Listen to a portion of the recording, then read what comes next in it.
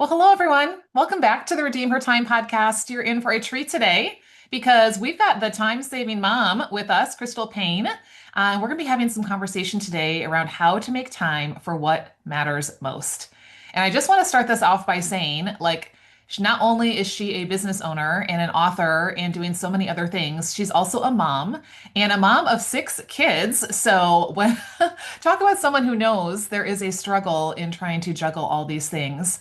And so I know this is going to be a great conversation because Crystal is coming from a place of Jesus first as well, and also feeling really called to being a mom and doing the work that she does. So Crystal, excited to welcome you to the Redeem Her Time podcast. So first, just tell us a little about you. What does life look like in this season when you're juggling marriage and motherhood and business and writing and six kids?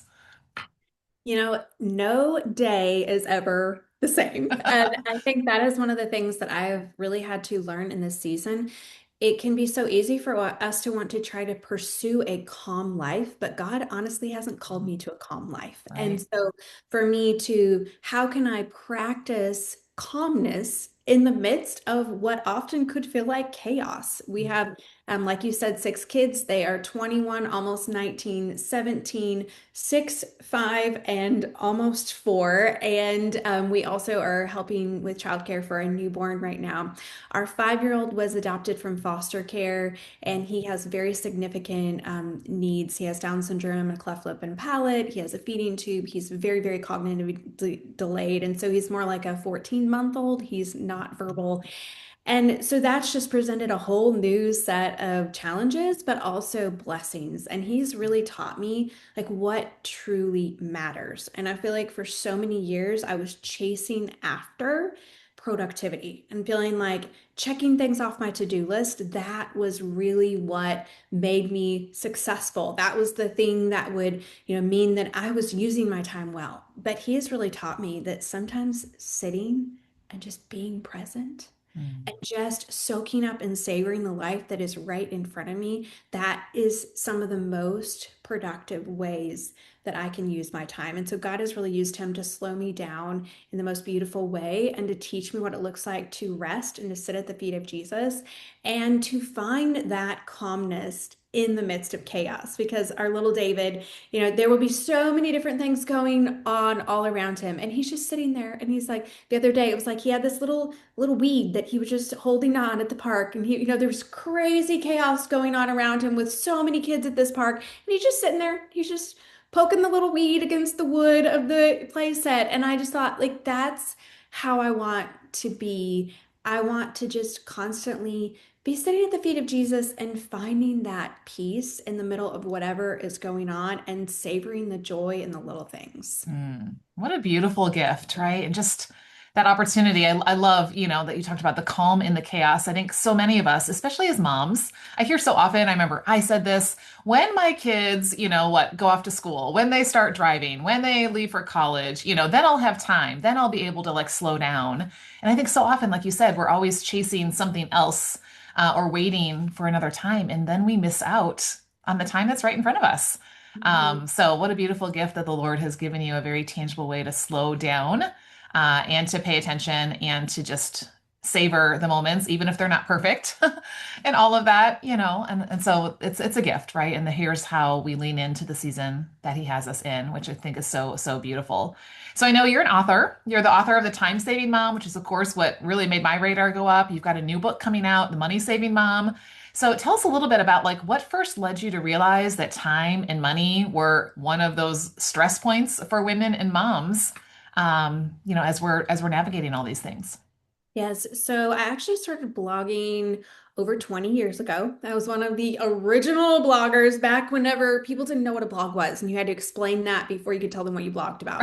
And so I had this mommy blog, and on there, my husband was in law school at the time, and we were living on a very, very tight budget, less than $1,000 a month. And a lot of weeks we had 17 to $30 for our grocery budget, and that was to pay for all of our meals. And I mentioned something of that on that blog, and people just started coming out of the woodwork being like, oh my goodness, how are you doing this? And I realized that I had this incredible gift that my parents had given me. I was raised in there are nine in my family, seven kids, and I was homeschooled. And part of my home ec was to do the grocery shopping, the menu planning, the cooking for our family of nine. And I also saw my parents pay off their house, get out of debt, and then build a house debt free. And I just saw all of these financial things that they had done. And so they'd given me this foundation. So I started sharing some of those things on that blog and it just took off. And so in 2007, I started moneysavingmom.com, never dreaming that this was going to be something that would be our family's full-time income. My husband would get to come home, shut down his law firm, that we'd have 15 people working for us, that it would turn into like, Yeah. I realize now I'm like, I am the CEO of this small business. And so as I started talking more and more about money and saving money and ways that you could get in better financial shape, so many people were like, I want to do that, but I don't have time. And I Mm, realized that, until we could address the money, we couldn't address the money issue until we addressed the time issue. And so I started talking more about what it looked like to prioritize and be intentional with your time. And I just feel like that if we are living in this cluttered, chaotic environment where we feel like we have no agency over our life, we're likely not going to be able to get any area of our life in order and really be able to set goals and work towards them because we're just trying to survive. yeah. Yeah.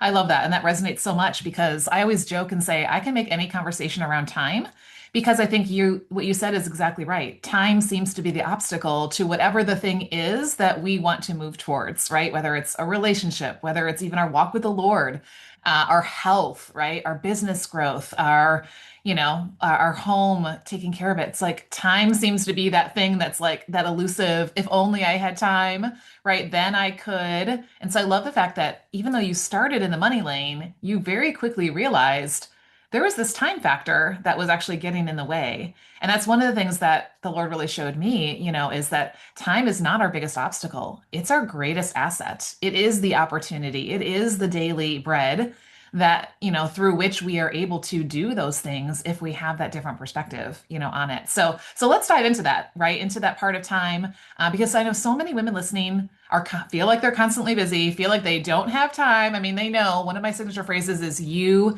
have time," so they know in their head, Lissa says I have time, but yet in reality, we're still running on the hamster wheel to keep up. So why do you think so many moms, in various stages of motherhood struggle to feel like they have time, to feel like they can be intentional with their time, to even be at peace, right? When you feel like there's just so many people and things that need to happen with that time in a really full season. I think some of it comes from we have a dysfunctional view of God.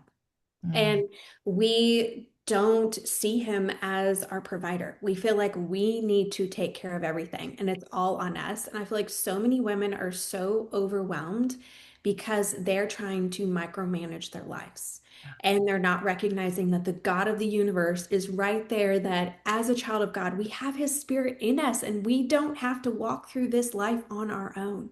We make life so much harder when we feel like it's all up to us. And so that's one of the things in my book, The Time Saving Mom. I wanted to start with the mm, foundational principle of prayer, which is like, that's not what you're usually expecting when you open up a time saving, time management book. But for me, starting my day from that posture of everything I have and everything that I am, it's all God's. yeah, And he has given me this day mm, and he has called me to do things. And it might look very different than what I think my day is supposed to look like.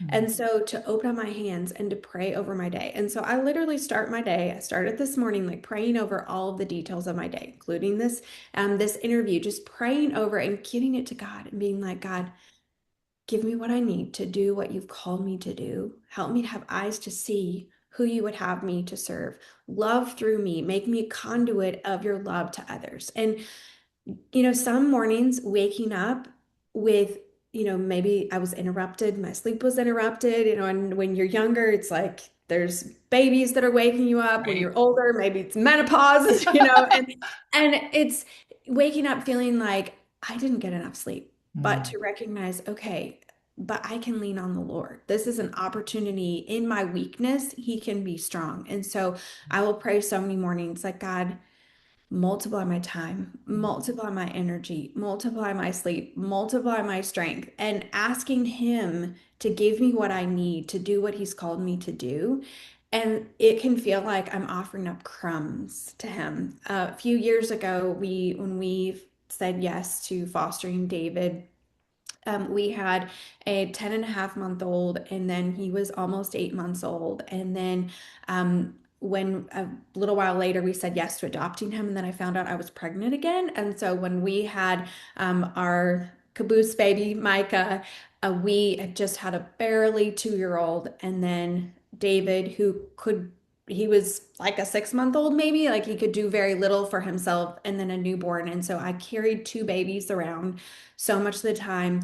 And then I also had three teenagers. And God was so faithful. It was such a stretching time. And the interesting thing was is that I was actually in the middle of writing the book, The Time Saving Mom, when I found out that we were going to be adopting David, which was a huge surprise. I talk about it in the book, and then found out 4 weeks later that I was expecting. And I had said yes to writing this book, thinking I'm gonna have three teenagers and a toddler. I can do this. And God was like, guess what? Actually, you're going to get so many opportunities to completely rely upon me. And I wrote this book in literally little 5 minute snippets of time because that's what I had. Yeah. But it's such a testament to the fact that when you give God all your little bits of time, I think of like the five loaves and the 12, whatever, 5 loaves and two fish. Did I say that right? Two fish, 2 loaves and five fish. Anyway, No, five loaves, two fish. You God, got it. the God multiplies. And so often I would just literally picture like, here's what I have, God. It's like these little pieces of crumbs that I have, but you can take it and you can multiply it to feed every single person that you have called me to serve and give to today. And so that posture of your heart, it really changes the way that you approach your day because then you're going through your day not feeling like, oh my goodness, it's all on me. I got to figure it all out. Oh, this is so overwhelming. Oh, this is so heavy. But you're going through your day eagerly anticipating how God is going to show up and be faithful on your behalf. And I will tell you, when you live in that space of needing Him so much, He is so, so faithful. What a beautiful story. And, I just so many things are going through my head that I'm resonating with. I love in Corinthians talks about he is our supplier and our multiplier. And even to that story, right? I mean, it wasn't just that there was barely enough to feed these people. They were satisfied and there were 12 baskets of leftovers. I just love like how God is always that exceedingly abundantly beyond what we could ask or imagine, kind of God when we recognize exactly what you said is that our time is not our own. And if we live like it's all up to us, we will be lacking. We will be limited. And this is part of what I talk about here is like, I think so many of us, time management is what we think the solution is. If I'm just better at managing my time, and that can come from a good heart, right, of wanting to be faithful with what God's given us. But it still really comes from this place of like, I look at it as oftentimes a fear response to time getting away, right? And so I'm going to try to keep it contained and under control, which is what to manage means. And it only goes so far, right? But when we steward something, that means that first, we're doing exactly what you just said, is that we acknowledge it's not ours. It's not from us, but it's been gifted to us each day in order to invest it to grow the impact of what God has called us to in the season that we're in. And that's just such a much more freeing way to approach time. And like you said, it just gives so much purpose behind all of that all day. And yet, we live in a really busy and distracting world where there are so many people and things that want or demand our attention, that want to, I call it the rings, dings, and pings that, follow us around on this device that's always here. And it's just like, especially as moms, whether your kids are still at home or they're off doing their own thing, like you're always on in some mode as a mom or as a business owner or a ministry leader and things like that. So just kind of through your journey of motherhood and or like as you're talking with women, what are some of the biggest time drains, even when we do have this heart posture of, I want to approach my time this way. What are some of the time drains or distractions that you see or you've experienced that are stealing our time, our energy, our attention? Maybe we realize some of these, maybe some of these we don't. I think one of the biggest things is worry. I feel like Mm, so many women spend a lot of time and energy stuck in a worry loop Mm. where we're worried about our kids. I see this so often when women have adult children. I think it's much harder to parent adult children than it It is is. parent little kids. And I have the privilege of getting to do both at the same time. And I can tell you, like, it is so much harder because you have to let go. Yeah. And again, it's like that letting go of you wanting to control and micromanage. But we spend so much time worrying about our kids or about our business or about our relationship or about our health. And worry really does nothing productive. Yeah. And Didn't Jesus so, say it won't even add an hour to your life? Like, what? right. Why do we And act like so everybody to else? pay attention to what you're paying attention to. Like, what Mm. is going through your head? What are the thoughts that you are allowing to take up residence in your mind? And are they actually pointing you to the Lord, or are they just causing you to feel stress? And honestly, like, if you're worried about your health, that's only going to make things worse because Right. there's been so many studies that have been done to show that actually stress causes damage to our body. And so I feel like worry can waste so much of our time and energy. Invest that time in praying instead. Like every time when one of those worry loops starts, stop it and say, God, you're in control. I release this to you. John Eldridge, I love, he talks about Mhm. like that releasing, and you have to do it again and again and again. It's not like it's a one and done sort of thing, especially when it comes to your adult children. Like, you have to just keep going back to it, but releasing it to the Lord and letting that worry be a reminder for you to pray and to rely upon the Lord. So I would say that that's one thing. I also think women put such unrealistic expectations on ourselves. We think we have, 38 hours in our 24-hour day, and then we don't need to sleep. Right. And so then no wonder you get to the end of the day and you're feeling so overwhelmed because you are trying to do 38 hours worth of work in a 24-hour day. And so really thinking of what is truly realistic. I like to give this example. So if to get from our house to my kids' school, I can. If everything goes right, all this traffic lights, all the traffic is perfect, I can get there in 17 minutes. But usually it's more like 25 or 26 minutes. But how so often I'll think, I did it one time in 17 minutes. And so I'm going to always just assume like I can do it in 17 minutes. And I feel like that's how we approach our day so often. Like this one time when everything aligned perfectly, I was able to do this much stuff. So therefore, I always am able to do that much stuff. And then we're constantly feeling like we're failing because we're packing our days too full and taking on too much. And so just really paying attention to why am I saying yes to this thing? Like, why do I feel like I need to say yes to this thing? Why do I feel like I need to do this thing? Why is this on my to-do list in the first place? And going back to that and getting back to, okay, what are the most important things? Like what is really gonna matter at the end of my life? And how do I wrap my time and my life and my energy around that? There's so much stuff that is just fluff in our day.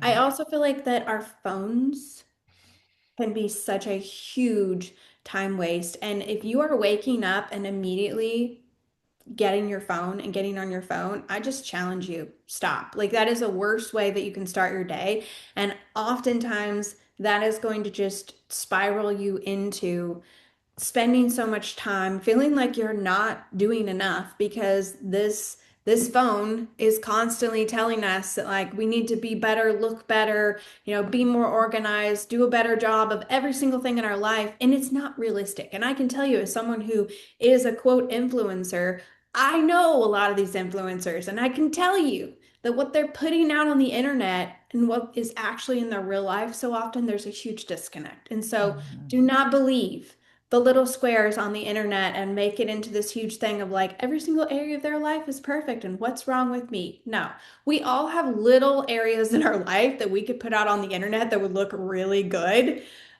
None of us have it all figured out and none of us have it all together. And so, what truly is going to matter at the end of your life, wrapping your time around that can make such a difference. Yeah, yeah. There are so many. You hit on so many of what I call the shuns, the things that steal our time, the expectations, what other people think we should do, the obligations, what we feel like we need to be doing, the interruptions, the things that intersected your way to school that day, and then the distractions, right, that are coming in from so many places. And yeah, we have to say, okay, what really matters? How do I identify? I call them my oranges and my Skittles, the oranges, the things that really matter in this season that are adding life to what it is that God has called me to and putting our time there. So I love this. You're coming from this heart posture like we do around here, and yet there is this like need for a practical piece of it. Like, okay, how do we actually live this out? So as I'm thinking about, your book, and I know you teach practical systems, you've got things like the 6x2 priority system and some ways to do time blocking, but not feel like your day is so packed. Like, unpack a little bit about maybe some simple rhythms that can help women stop feeling overwhelmed, make time for what matters, maybe even have a little white space or margin for when the traffic does back up and we can't get there in 17 minutes. Yeah, what are some things we can start practically doing? So first off, the 6 times 2 priority system, we have two hands. Like I can realistically only hold two things well at one time. Like I talked about, I spent a few years holding two babies. Like if you would have added one more baby, I couldn't have, I don't know how people have triplets. Right? And so, but I have two hands. And so going throughout my week, saying each day I'm going to have two priorities. And so I have six priorities that are my focus areas. And I talk about this more in the book, but just picking two per day.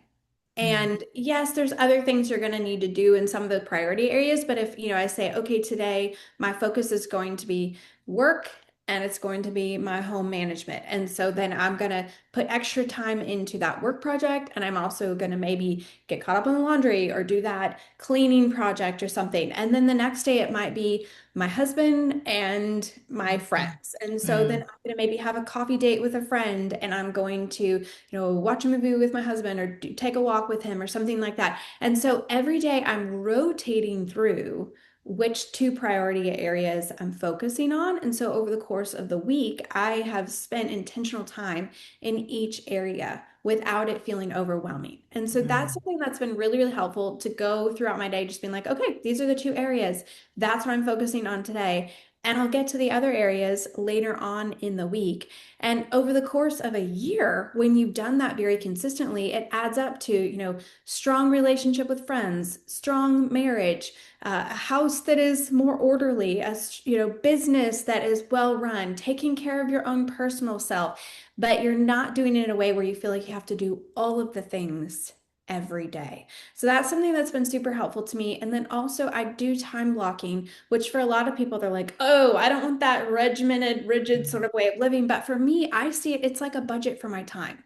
When mhm, I have a budget for my money, it gives me so much freedom because it's freedom within boundaries of like, oh, we have enough money. My husband and I literally were just having this conversation this morning, talking about some areas of our budget. And it's like when we're setting aside money for instance, our kids are in private school. And so we set aside money every single month for their next year's tuition. And so when we're doing that, then it's like when we go to pay the tuition next year, it's not like, oh my goodness, how are we going to do this? We've been setting aside money every single month for that. And so it's that freedom within boundaries. When we go to the grocery store, we know here's the money that's for our grocery budget. When the bill comes in for our utilities, like here's the money set aside for that.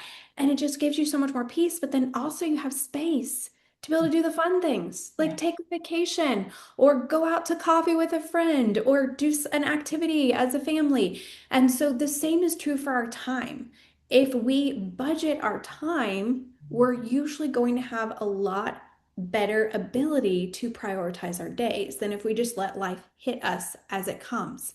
And so when you time block, then you can set up, okay, these are the most important things. Like I talked about the two priority areas that I'm going to focus on for that day. But then also, okay, what are the few things that are most important for me to get done? Well, I'm going to put those in first Mm, in my time budget, my time blocking for the day. And then I'm also going to make sure that I'm going to have breathing room to do fun things. mm, Like tonight, I put on my time block. It's like watch a show with my husband and do embroidery, and so I put those things on there. And so it's not like it's just all work, work, work. It yeah. gives me space to do things that are fun. And then also, having space for breathing room because like you talked about the shuns like Hmm. they're always going to be interruptions. There are always going to be things that take longer than you expect them to take. And so when I have a time block for my day and I see my day laid out, I realize, oh, I only have 24 hours and I need this many hours for sleep and this many hours for eating and this many. And so it's like, actually, I am only going to be able to do these 8 things versus these 18 things because this is the time that I have to work with. And I also want to allow space for fun and rest and enjoyment. And so that's something that has been very, very helpful to me. And then I would say the third thing is habit stacking. And once you start building little tiny habits and then stacking other habits on top of those, it becomes where it's so natural. Like people ask me all the time, like, how do you do all the things you do? So much of what I do happens without me even thinking. It's on autopilot. I get up, I go outside first thing, and I look at the sun. I'm all about circadian rhythm, and then it's like the next thing that I do is like read my Bible, pray over my day, do my workout, and it just happens because for so many years, I started with one little habit, and then I added another habit, and then I added another habit. And so then your life, so much of it just runs on autopilot, and you don't have to think about how is the laundry going to get done? How are the dishes going to get done? How am I going to get my workout in? All of those things because it just naturally happens. And so start with one thing. I would say I think as Charles Duhigg talks about your keystone habit. And so like what's the one thing that if you were to do this every single day, it would have a ripple effect on your entire day.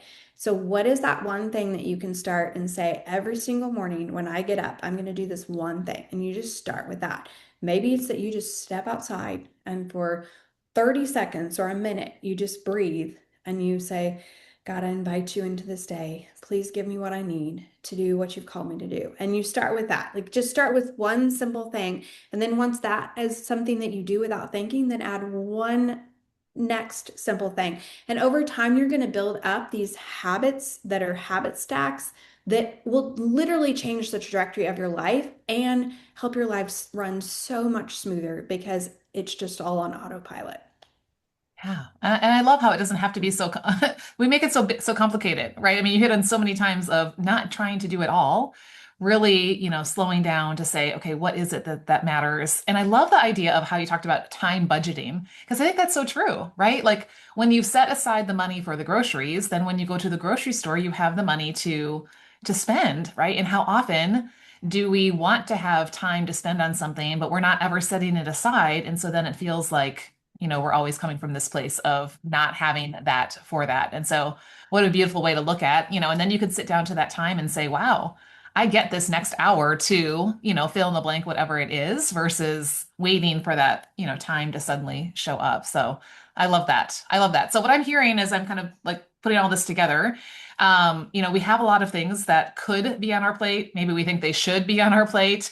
Maybe other people have put them on our plate, right? I mean, there's all kinds of, like you said, reasons we say yes to things. How would you speak to our listener today, who says, okay, I have a lot on my plate right now, Crystal. There isn't time for everything, but how does she personally decide what are those keystone things or what deserves her time in the given season that she's in?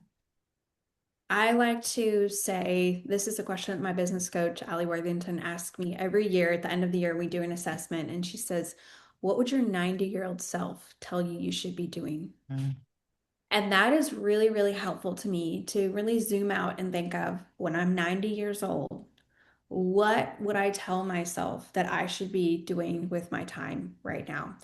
And that just helps me as I go throughout my day. Like, what's really important? And like for me, one thing that's very important, in addition to like my spiritual formation, is my physical health. I'm 44 years old and I have a son who I'm going to be caretaking for likely the rest of my life. Mm. And I want to be as healthy and strong as I can to be able to care for him as long as I possibly can. And so I'm highly motivated by that. And so, my 90-year-old self would say, take good care of your body. And so for me, that's being very intentional about what I put in my body. That's being very intentional about sleep. That's being very intentional about breathing room. I'm working on learning how to reset my nervous system this year. I took up running. I'm getting ready to run my first 10K, and then I'm gonna train for half marathon. And it's like doing these things that's something that's super important. But for other people, I would say your health always needs to be somewhat important, but you don't need to be as much of a nerd as I am. But I have a huge motivation for that. And so to look at, when you're 90 years old, what are the things that are truly going to matter? And what are the tiny habits that you can be doing today? They're going to add up to that. So it's like for me, tracking my macros because I know that makes such a difference. And it's a tiny little habit, but I know that added up over time, that's going to make a huge, huge difference. And so maybe that's for you, it's, something completely different. That's investing in your business because you want to make sure that when you are 90 years old that your kids are not having to pay all of your bills or something like that. But really thinking of what are those small habits that you can do today that are going to add up to long-term a changed life that you're going to really, really be so grateful that you invested in when you're 90 years old. Yeah, I love that long-term perspective because so often we're just in, the moment and it's what feels urgent right now. And we can be so reactive to things. And like you said, sometimes it does matter in the moment, and it would make a difference if we thought about it long term. But sometimes it doesn't really even matter in the moment. We just felt the pressure or felt, like this is what was urgent. I'm even thinking I wear both of my grandma's wedding rings. One of them lived to 102, the other one lived to 98. So I always say I'm shooting for 100 right down the middle. But like as I look down at those, I often think of them and think, what would they be saying, right? Like how, like I love that just that tangible reminder of what would my 90 or 100-year-old self be saying?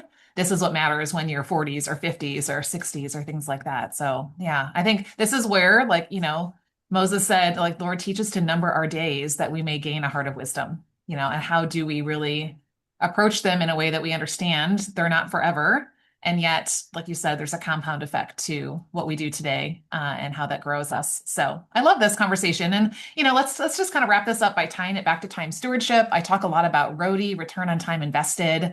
So like as you're kind of looking at, what you've done in your own life and maybe the work you're doing with women, how have some of these simple systems, these ways that you've been intentional with your priorities helped you create more peace, more presence, with the different things in your life, more margin? What is that? What's been a benefit for you?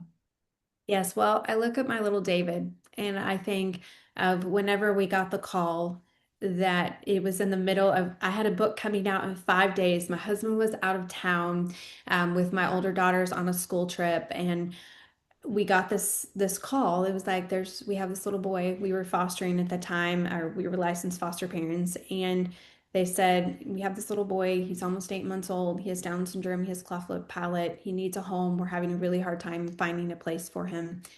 And the ability to say yes, like the ability to say yes, that is the thing for me that all of this is worth it because of that. And like I said, we're now caring for another newborn. Her mom is single and she's fostering. She said yes, a big yes when you're single. She's never had kids before, but she said yes to fostering a brand new baby from the hospital. And I told her her yes inspired us to say yes because she needed childcare for her as she goes back to work. And for us to again have the ability to say yes. And I think that that is what, for us, like when it comes to budgeting, that is the whole point of why we have a budget, is so that we can give generously. And I think it's the same thing for me. I want to use my time well and budget my time well so that I can give of my time generously. And so when we are intentional with how we spend our time and how we set up our days, it puts us in a position to be able to say yes. And that's just what I would encourage people, that there is so much blessing in being a conduit and just being an empty vessel to be able to say, God, just use me however you see fit. And to be able to just drop everything. The other day, there was someone in my life who was having a really, really hard day. And to just be able to drop everything and be like, I'm going to come be with you for the day. And that is what this is all about. I love this conversation. Like it's just been such a great reminder that saving time, saving money. It's not about efficiency. It's not about productivity like you talked about. It's creating space for that yes and having the margin when those opportunities come, whether it's financially or with our time, to be able to say, yes, I can and I will, and taking that step with it. And trusting that even though it may feel like there's probably a little piece of you that goes, I don't know, I still feel like maybe I don't have time or money for this, that God is the one that's going to multiply that. So I love this. Thank you so much for, yeah, all you've shared with us today. Tell us a little bit about your free resource. I know you've got something called 25 Ways to Save an Hour Each Week. Tell us what it is. What are listeners going to walk away with from it? Where can we find it? Yes. So we have this free resource that is at timesavingmom.com. You can go there and it's just something, for people who are like, I'm so overwhelmed. I don't know Mm. where to start. I feel like I have the 37 hours worth of work that I need to do in a 24-hour day. Help me with some practical ways that I can cool things down to save time. And so it's just really, really, really practical. Here are some ways that you can gain an hour back every single week. And so that's at timesavingmom.com. And I'd also love for you to come visit me at moneysavingmom.com, where we share lots of great deals and money saving inspiration, encouragement, practical tips. And I am on Instagram, the Money Saving Mom, if you want to see all of the never know what you're going to get with 6 kids sort of situation. I share lots behind the scenes of our real life and David, and I'm a huge advocate for disabilities and just share lots of money saving practical tips there as well. So that's the Money Saving Mom on Instagram. Fantastic. Yeah, I know you have a book coming out in a couple of months that's on that topic as well. So we'll be sure to link all those things in the show notes so people can go and find those resources that you're offering. So thank you. And I'm inviting our listeners into the Redeem Her Time community. I always like to say, let's continue the conversation off the podcast and into real life and business and start having some, conversation around how can we budget our time, and I think a great question might be, what is one, area of your, one area you want to budget time for? I think we would do the same thing if you want to go on a trip, right? You start identifying that and you start setting aside money for it. And we need to start doing that with our time. So I think that would be a great conversation starter to have over there. And so I'll link to the Redeem Her Time community down below. If you're not a member yet, you can find us at redeemhertime.com/community. And thank you, Crystal, so much for sharing your time and your wisdom with us today. I know a lot of women are going to walk away being encouraged and equipped, hopefully sharing this episode with other busy moms and business owners that also want to have this perspective and approach to time. So, in closing, I always love to ask my guests one of my signature questions, and that is, what is it time for? So, when you think about this episode's coming out early June, we're just stepping into summer, and all of that. Well, how would you answer that question for what it's time for in this season of your life and business? And why do you want to see a good roadie return on that time invested?